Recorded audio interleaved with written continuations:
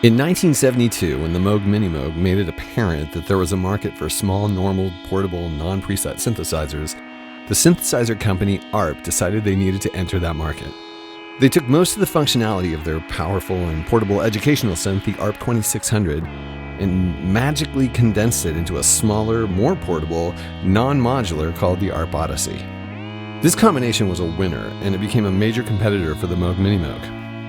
The look and sound of the ARP ODYSSEY changed 3 times in the 1970s. The first version of the ODYSSEY was white, and it featured a 12 decibel per octave filter. The second version was black and gold, and it featured a Moog-like ladder filter. The last version was black and orange, and it featured ARP's own 24 decibel per octave filter. Due to a variety of factors, ARP closed their doors in 1981, and that was the end of the ARP ODYSSEY. Or was it? The 1990s and 2000s saw a resurgence of interest in the analog synthesizer from the 70s, and the ARP ODYSSEY, having been one of the major contenders of that type of synthesizer, was a major player in that resurgence. The secondhand value of the ARP ODYSSEY rose steadily along with the Moog, Minimoog, and others.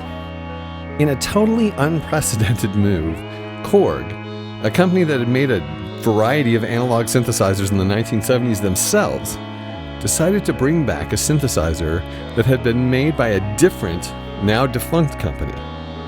In 2014, they announced that they were bringing back the ARP ODYSSEY. This is the Korg ARP ODYSSEY. And Korg, wanting to cover all the bases, put all 3 different filter types into their recreation. The ARP ODYSSEY has a unique interface compared to many other 70s synths.